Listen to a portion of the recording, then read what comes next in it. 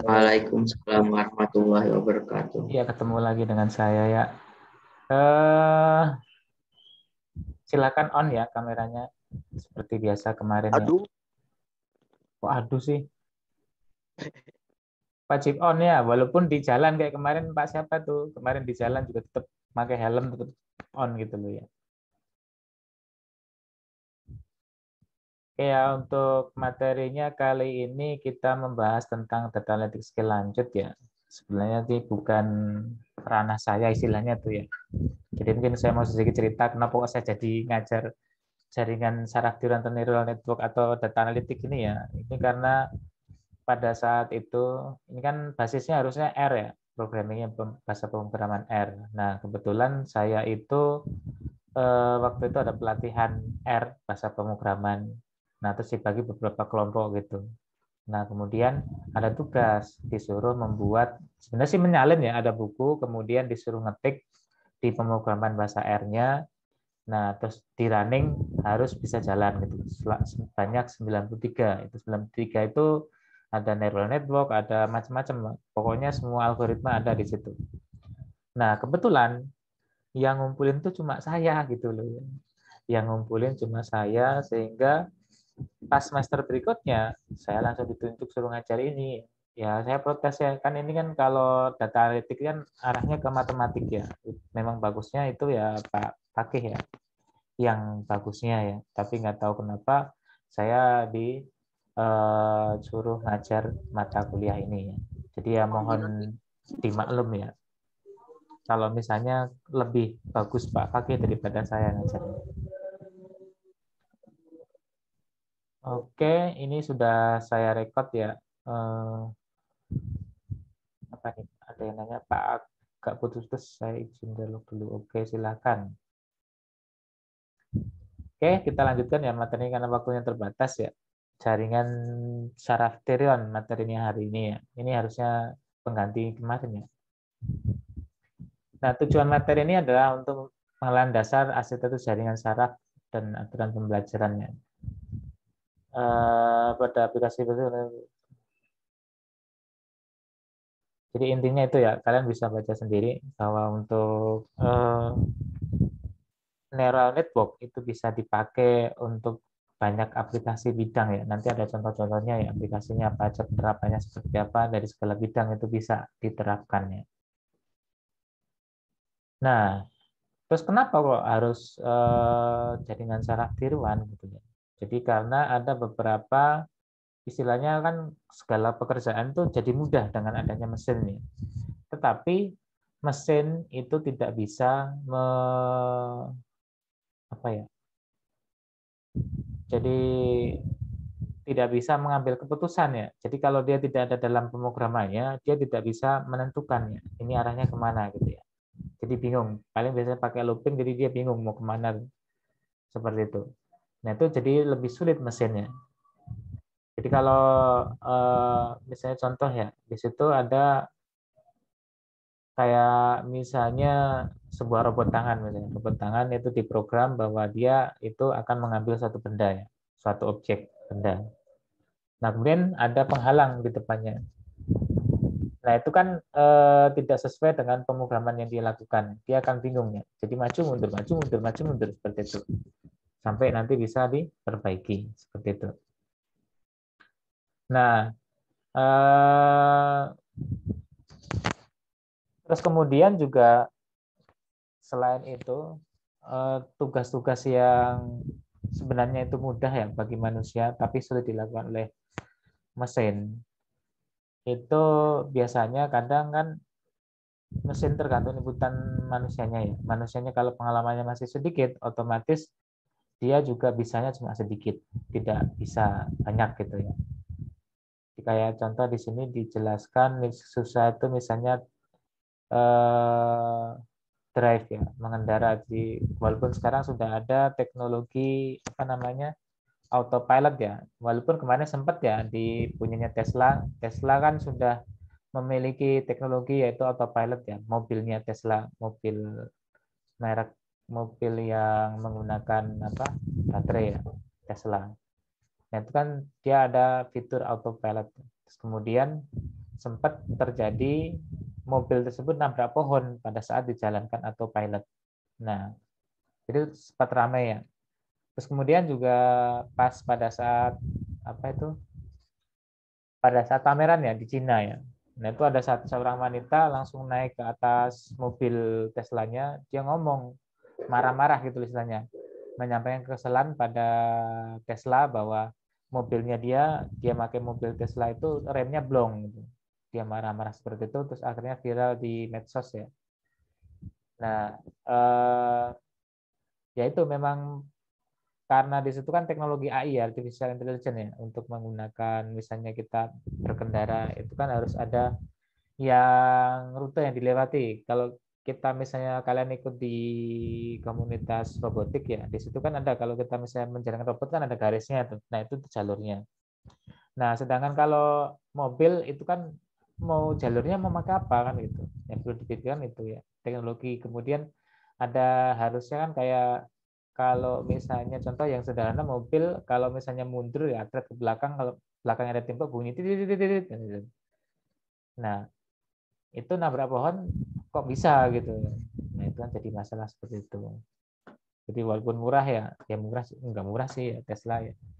2 Bitcoin bisa dapat bawa pulang mobil Tesla ya. Itu ya kata Mark. Hampir 2M. Ya enggak ya, baru 800 kali 2 ya 16 ya. Itu ya si siapa? Namanya siapa sih lupa ya. Yang punya Tesla tuh.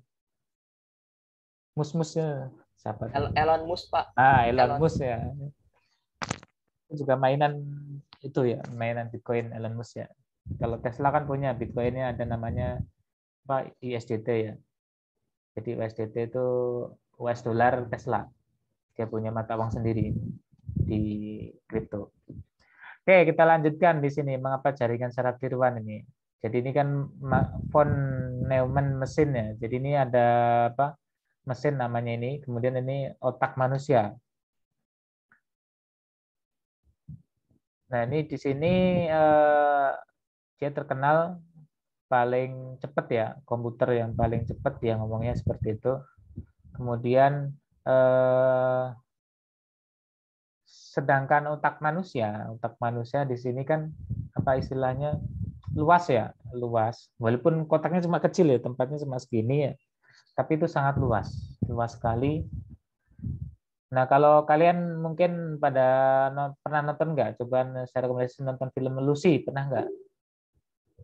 Ada yang pernah nonton Lucy? Belum pernah ada. Kalian tuh nggak bisa menikmati hidup ya. Ya mungkin ya beda-beda ya, kesenangan sendiri-sendiri ya. Kalau saya inspirasi itu datang dari mana? Entah dari baca buku, data berita, atau nonton TV, nonton berita. Saya kalau nonton TV, nonton berita, bola, udah gitu ya. Nonton TV, berita, bola, film.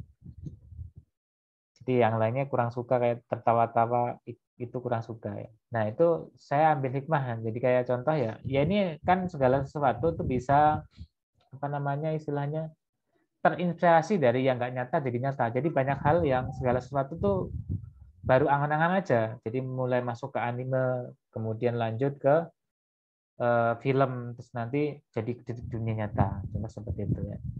Jadi di sini dijelas di film Lucy itu ceritanya itu pengedar ya, istilahnya penyelundup narkoba. Narkobanya ditaruh di perut. Jadi kayak di bedah terus dimasukin dalam perut ya. Jadi biar nggak terdeteksi.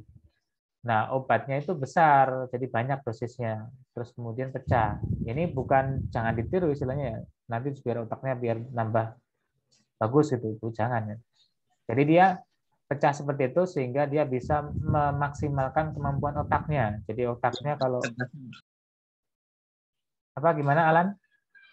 Iya, film itu jadinya cerdas tuh yang bisa membaca kecepatan apa gitu ya, Pak.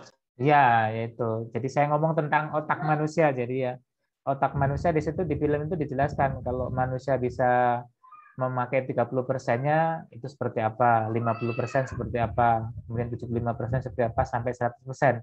Nah, kalau 100% itu mokso ya istilahnya. Jadi hilang dia. ada di mana-mana tapi tidak ada, tidak berwujud ya. Di film itu Lucy berubah, hilang ya, jadi nggak ada, jadi sebuah flash disk. Flash disk terus dia bisa mengakses kemana saja itu ceritanya. Pokoknya menarik lah istilahnya. Teknologi istilahnya itu kan kalau kita nonton film kayak bukan film ya, di kayak misalnya apa itu merpati putih, dia ditutup matanya kemudian bisa meraba-raba kayak gitu ya. Nah itu kan sama aja itu, memaksimalkan misalnya gelombang otak ya. Kemudian ada juga yang model hipnotis juga memakai kekuatan otak itu. Kan banyak ya. Ya kalau nonton ini film apa namanya, filmnya series sih, bukan film ya, series tentang dia tuh jadi musuhnya itu mengendalikan otaknya. Nah, dia bisa kuat ya, perempuan tapi kuat. Nah, dia dikendalikan oleh orang yang bisa, jadi omongannya tuh langsung dituruti, kamu tutup mati gitu. Seperti itu ya. Jadi pakai model hipnotis ya. Apa ya judulnya series? Judulnya jadi banyak film-film menarik yang itu bisa diambil inspirasinya ya. Jadi saya kalau nggak salah sih ada di dalam daftar saya. Karena saya belum selesai sih nontonnya ya. SpongeBob. Oh, Jessica Jones, Marvel ya. Bikinan Marvel. Jessica Jones itu dia itu ya. Jadi musuhnya dia bisa mengendalikan. Jadi langsung kayak apa ya? Datang ke rumah orang ya. Datang ke rumah orang atau pintu dibukain. Siapa kamu? Nggak kenal. Saya dipersilakan masuk. Dia langsung bisa masuk. Ya silakan masuk gitu. Jadi pada nurut semua tuh. Nggak bisa nolak. Apa disuruh apa nggak bisa nolak. Suruh bunuh siapa bisa bunuh. Seperti itu ya.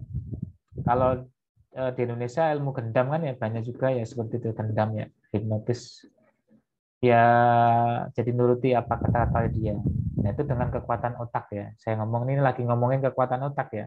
Tapi kan kebanyakan otak manusia itu hanya dipakai 15% menurutnya. Jadi menurut penelitian itu hanya 15% otak manusia dipakai. Udah pinter ya. Sepinter kayak siapa?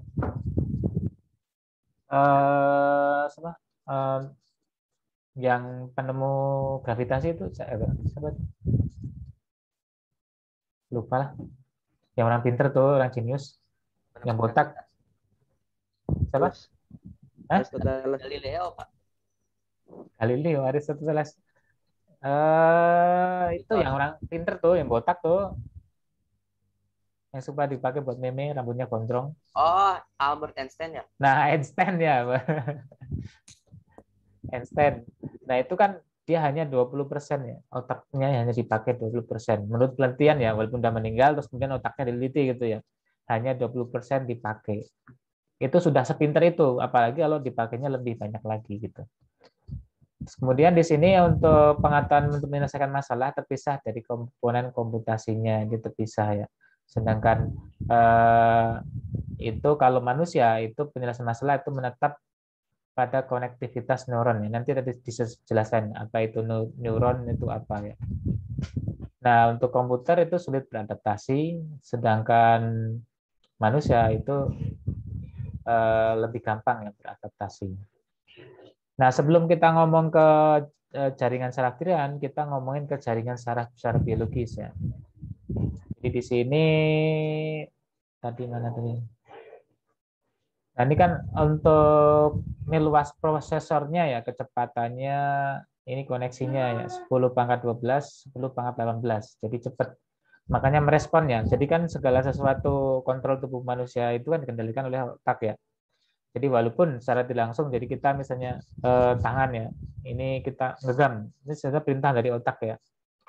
Nah itu makanya kan responnya kalau semakin tua karena kerja otaknya tuh semakin lambat, maka responnya juga semakin lama gitu.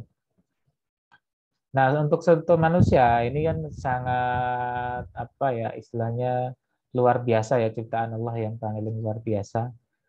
Jadi terdiri dari neuron-neuron dan antar neuron itu dihubungin dengan sinapsis ya. Jadi ada neuron, sinapsis. Nah, untuk jumlah neuron sendiri di situ ada banyak ya. Ada apa tuh?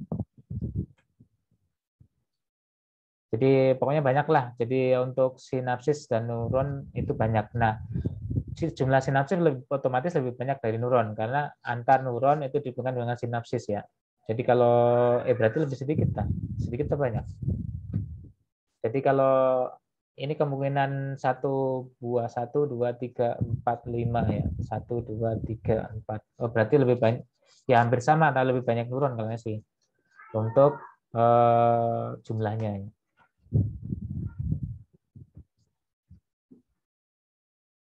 Nah, untuk otak manusia dia akan lebih cepat ya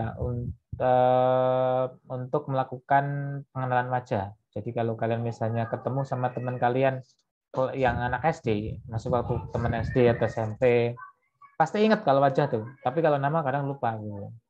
Karena kalau nama dan sebagainya jadi penghafal otak. Coba kamu hafalin aja. Contoh misalnya ada 5 nama baru. 5 nama baru. Nah ini bisa menyebutkan 1, 2, 3, 4, 5 siapa saja. Kemudian diketambahkan 5 nama baru. Ini akan hilang. Jadi yang ini akan ingat, tapi yang ini udah lupa. Itu normalnya manusia seperti itu ya. Jadi dia hanya mampu menghafal level sampai level 5. Sekali baca loh ya, sekali baca, ini orang pinter ya, sekali baca itu segitu. Kan kalau diulang-ulang wajar hafal ya, tapi kalau sekali baca itu maksimal adalah 5. Kalau memang bisa langsung sampai 10, bisa hafal ditimpa 10 lagi masih hafal yang 10 sebelumnya, itu berarti hebat sekali. Seperti itu. Itu dasar dari manusia ya. Jadi dia lebih mudah mengenali wajah daripada nama. Karena nama kan itu harus dihafal ya. Kalau wajah itu struktur. Jadi kayak orang banyak manusia juga kan belajar itu lebih efektif dengan menggunakan visual daripada kita membaca ya. Jadi visual, praktek dan sebagainya lebih banyak. Gitu. Nah, otak manusia itu mulai tumbuh fasenya itu pada umur 2 tahun ya, 0 sampai 2 tahun. Itu setiap detiknya terbentuk 1 juta sinapsi. Sinapsisnya 1 juta. Berarti kan satu sinapsis itu menghubungkan 2 buah neuron ya. Jadi kalau 1 juta berarti berapa neuron itu ya? Ada banyak sekali. Itu dalam waktu 1 detik ya. Jadi cepat sekali perkembangannya. Tret gitu ya.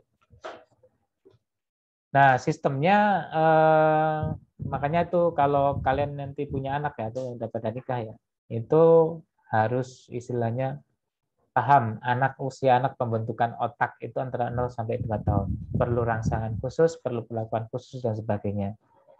Jadi banyak anak yang kayak contoh sekarang generasi sekarang itu kan banyak anak yang nggak punya ide, malu bertanya, bukan malu, takut bertanya dan sebagainya. Itu karena terbentuk dari itu, dari umur 0 sampai 2 tahun. Kenapa kok saya bisa ngomong seperti itu? Karena kebanyakan ibu itu suka melarang, suka menolong anaknya. Jadi anaknya jatuh pasti ditolong ya.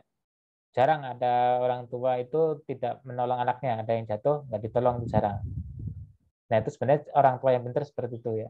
Jadi untuk menumbuhkan kemandirian anaknya itu dengan tidak banyak memberikan pertolongan pada dia. Terus kemudian jangan sekali-kali istilahnya memakai kata jangan atau tidak boleh. Jangan itu nanti akan mengurangi keberanian anak tersebut. Akhirnya anak tersebut tidak punya ide-ide cemerlang, gagasan-gagasan yang bagus, dan dia kalau ditanya bingung mau nanya apa. Karena nggak, dari kecil sudah banyak dilarang ya, banyak dilarang. Suruh main ini nggak boleh, main itu nggak boleh. Jadi itu tidak benar ya. Jadi kayak contoh misalnya ya kita sebagai orang tua itu menghindarkan hal-hal yang berbahaya ya. Jadi kalau dia mau lari-lari mau apa biarin aja gitu. Jadi kita melihat barang-barang bahaya misalnya pisau, gunting, dan yang tajam-tajam itu kita singkirkan, sembunyikan. Jangan sampai di dekat dia gitu. Karena kita tidak boleh memakai kata jangan ya. Itu intinya situ. Mau dia mau coret-coret rumah, mau apa, biarin aja gitu. Kayak anak saya tuh di rumah orang kalau misalnya lagi bertamu ya kadang juga malu sendiri ya. Tapi karena ada rumus tidak menggunakan kata jangan, jadi maka ya dibiarin aja gitu anaknya seperti apa, biarin aja. Biar tumbuh berkembang. Jadi tidak boleh dimari tapi dikasih pengertian. Ini tidak boleh ya. Kenapa tidak boleh? Alasannya apa? Karena dia akan belajar untuk berpikir. Nah, itu akan menumbuhkan otaknya ya. Itu seperti itu. Nah, kemudian di neuron itu ada 3 komponen utama, yaitu dendrit, soma, sama akson ya. Dendrit itu yang menerima sinyal dari neuron lain. Jadi yang kan ini neuron, kemudian sinapsis itu, jadi neuron melalui sinapsis, terus neuron lagi. Nah, yang menerima sinyal dari neuron lain itu namanya dendrit. Nah, sinyalnya dikirim dari lewat sinapsis itu ya. Terus diperkuat atau dimodifikasi di celah. Jadi di sinapsisnya itu dimodifikasi di celah. Jadi kalau dikuat nanti akan diteruskan. Kalau enggak berhenti gitu loh. Jadi makanya semakin itu sinyalnya semakin kuat, maka perkembangannya semakin cepat. Ya. Jadi semakin banyak neuron yang terbuka gitu ya. Terus kemudian juga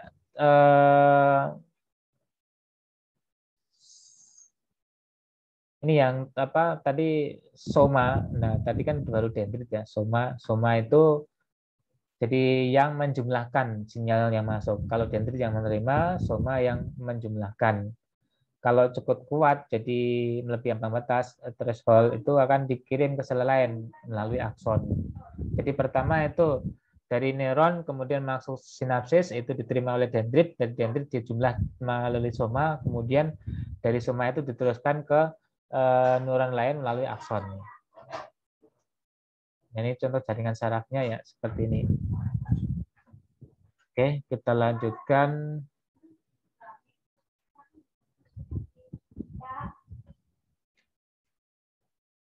Nah, ini untuk neuron biologi itu sistemnya fault toleran. Fault toleran itu jadi di situ tergantung dari inputannya seperti apa ya. Jadi tergantung dari inputannya bagaimana itu akan direspon.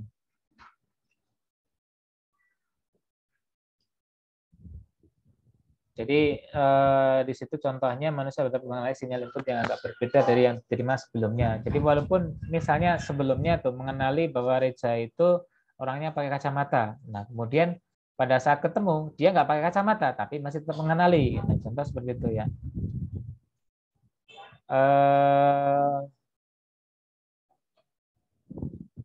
Nah ini kalau jika neuron rusak itu akan digantikan ya. Jadi akan digantikan dengan cepat istilahnya. Kalau itu masih muda, kalau masih tua perkembangan sel juga melambat, otomatis neuron-neuron yang mati itu penggantinya lama. Akhirnya kan banyak yang istilahnya ada orang namanya Alzheimer ya, Alzheimer atau pikunnya, penyakit pikun. Itu karena neuron-neuronnya sudah hilang mati. Jadi neuron-neuronnya mati sehingga tidak mengenali lagi, lupa. Memorinya disimpannya di situ. Gitu. Seperti itu. Oke, sebelum masuk ke jaringan saraf tiruan, ada yang ditanyakan? Silakan bertanya. Ini lumayan banyak ya. Biasanya berapa jumlahnya nih?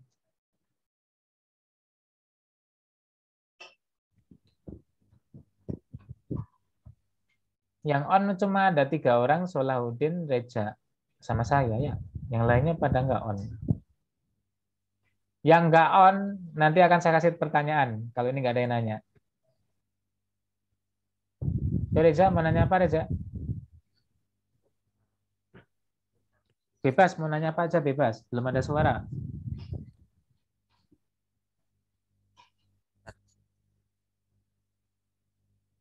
Nah ini saya kelas malam Pak tuh. bisa ngelihat ini nggak Pak yang sebelumnya Pak? Apanya? Ini apa namanya PowerPoint-nya ya, ngelihat yang halaman sebelumnya. Gimana? Yang tadi yang bagian yang sebelumnya. Nah, Yang mana? kalau nggak salah yang bagian dendrit sama soma deh. Oh ini. Nah, iya. Nah, ini saya mau nanya nih Pak, kan di sini bilangnya menjumlah. Kalau jika jumlahnya cukup kuat dan melebihi ambang batas, maka sinyal tersebut dikirim ke sel lain melalui akson. Nah, maksudnya di sini kalau sandikan sel lainnya dikirim ke kalau sinyal dikirim ke sel lain, berarti di sel lain itu bakal ada kayak apa ya istilahnya, kayak ada semacam proses juga kan Pak? Ya kan meneruskan perintah. Jadi kan kadang kan otak itu kan memproses dari apa yang dilakukan. Nanti kemudian itu akan diteruskan kemana, ke indera apa. Misalnya di situ untuk mengenali otomatis nanti akan perintah ngomong ke melalui mulut. Kan pertama kan responnya dari mata misalnya. Dari mata dikirim ke otak. Dari otak nanti direspon kemana? Mulut misalnya menyapa kalau kenal, kemudian dan sebagainya. Seperti itu. Jadi respon dari sel itu kan bisa diteruskan ya. Otak itu perintahnya kan langsungnya ke sel. Kan otak hanya neuronnya hanya di otak aja. Selanjutnya kalau kemana ya kan ke sel perintahnya itu ya. Seperti itu. Iya, baik Pak. Oke, Ganes. Ganes. Mic on. Iya, Pak. Oke, saya tanya ya. Tadi di apa bagian dari apa namanya otak tuh ada 3 ya? Apa aja itu? Pak, maaf, Pak, baru masuk tadi, Pak, agak terlambat. Oh gitu, baru masuk. Iya. Ya, maaf. Pinter ya alasannya ya. Jadi kalau saya lebih suka menyapa ya kalian daripada istilahnya menjelaskan kalian cuma kemudian kadang ditinggal atau apa ya. Saya kurang suka istilahnya kamu sama aja nggak belajar ya. Saya pengennya tuh kalian juga ngerti. Walaupun saya juga sama-sama belajar ya. Intinya sih saya juga sama belum mengerti jadi sama-sama belajar. Ya saya juga jadi lebih pinter seperti itu ya. Oke. Kodir. Ahmad Kodir. Tuh nggak ada ya. Jadi memang namanya ada tapi orangnya nggak tahu kemana lagi beli takjil kayaknya sih ya. Oke, siapa lagi tuh? Ilham.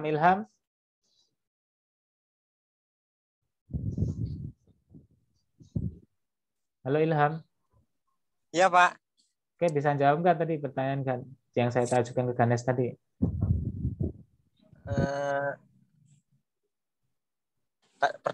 Pertanyaannya apa tadi itu loh? Tadi ada apa bagian utama di otak itu ada 3 apa? Di otak atau di neuron tadi?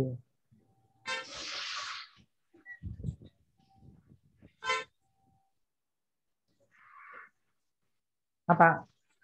Dendrit, Terus? soma sama aksan, Pak. Iya. Wong di sini tuh ada ya, ya Allah ya. Aduh mana tuh? Kan di tampilan selayar di sini ada. Kenapa kok tadi nggak bisa jawab sih Ganes tuh lucu ya? Kan berarti kan nggak menyimak gitu loh. Saya nanya di situ ada di tulisannya ada di situ. Tapi kok nggak bisa jawab? Lucu ya. Alasannya baru datang. Kalau kamera off itu ada 2 kemungkinan karena memang dia fiturnya nggak bisa atau lagi di jalan atau memang dia tinggal gitu seperti itu. Dia cuma dengerin suaranya saja. Masih kerja, Pak. Ya nggak apa-apa sambil kerja juga.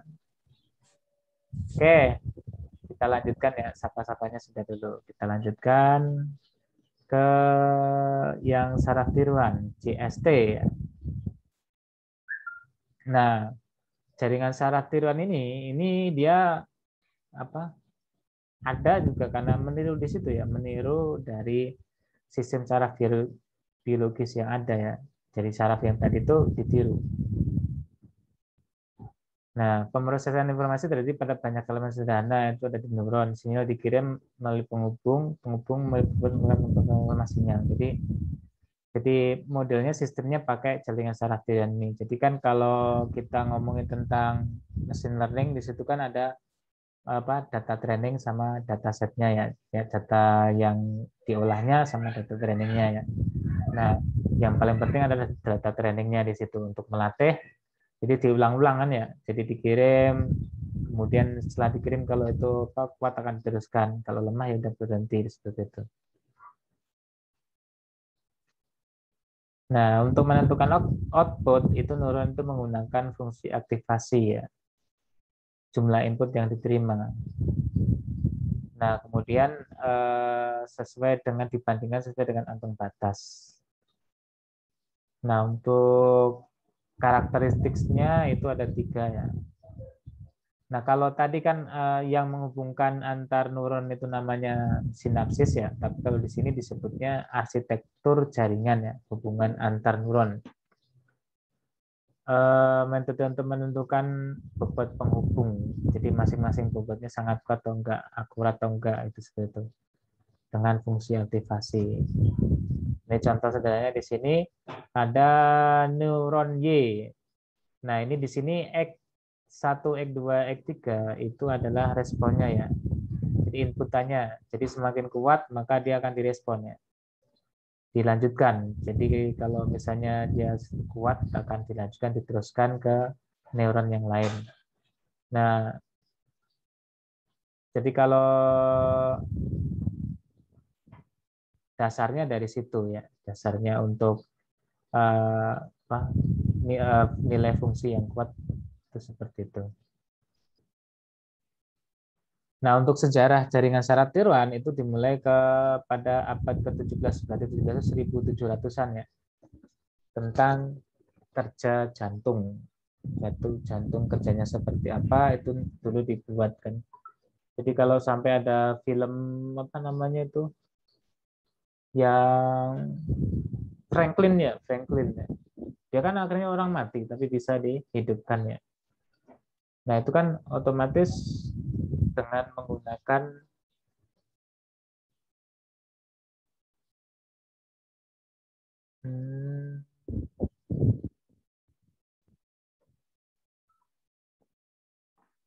Oke. Nah, untuk yang studi dasarnya itu abad ke-19 awal 20 ya, 1900 sampai 1020. Kan ini berpengaruhnya sama teknologi sih. Jadi kalau komputernya aja untuk outputnya aja masih belum bagus ya, otomatis tidak bisa digunakan untuk neural network itu.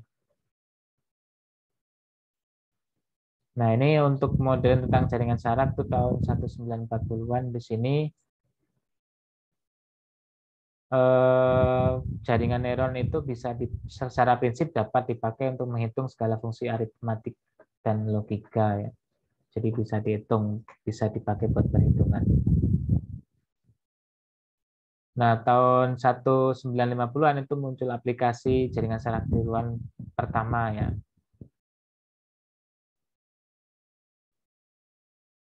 Nah, terus kemudian itu ada Bennett Tidrow dan Ted Hoff. Ini yang menemukan algoritma yang dipakai sampai sekarang ya.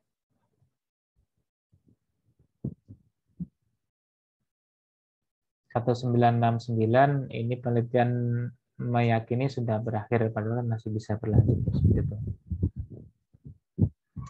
Nah, itu ya. Jadi karena minimnya ide baru, terus kemudian komputernya juga masih lambat, maka tidak ini berhenti gitu penelitiannya. Tapi sekarang kan sudah ada teknologi yang canggih, komputernya semakin canggih sehingga bisa dilanjutkan lagi gitu.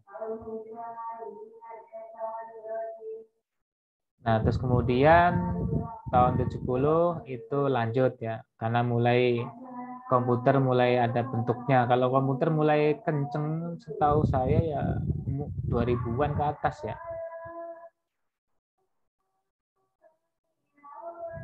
Kemudian tahun 80-an terus 176 ya. Oke, ini sejarahnya ya. Sejarah-sejarah yang bisa kita lihat di situ.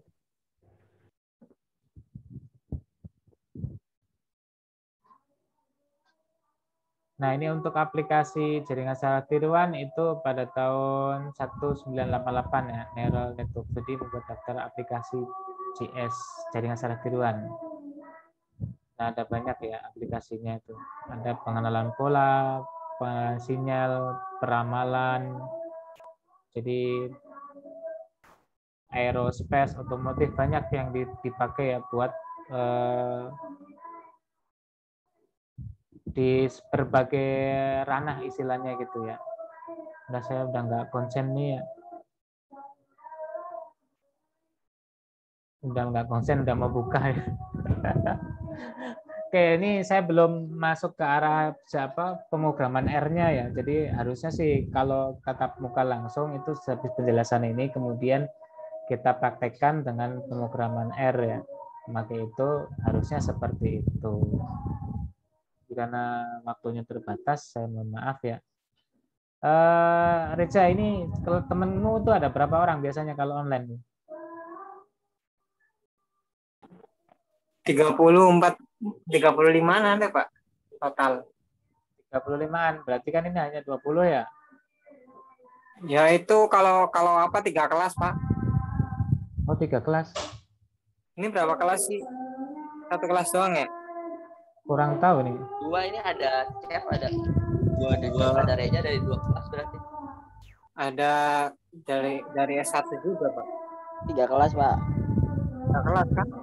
Ya harusnya 3 kelas itu ya. Jadi ini nanti kan saya tuh tujuannya tuh mau saya upload nggak ke YouTube. Jadi biar yang nggak masuk ini bisa nonton di YouTube gitu loh. Dimasukin nggak baiknya? Masukin aja Pak. Masukin aja, Pak. Barangkali buka Pak yang masuk juga Pak. Buat mengantisipasi aja Pak, kasihan. Oh iya ya, oke. Jadi nanti saya masukkan di linknya, saya masukkan di e-learning ya. Di e-learning nanti saya masukkan. Oke, cukup ya. Udah siap-siap buka. Cukup Pak, Baik, cukup. Pak. Ya, begini Alhamdulillah. Iya, sebentar lagi ya. Oke. Es buah Pak. Oke, kurang Kencing lebihnya dikit, Pak. mohon maaf saya akhiri. Wassalamualaikum warahmatullahi wabarakatuh. Waalaikumsalam. Waalaikumsalam warahmatullahi wabarakatuh.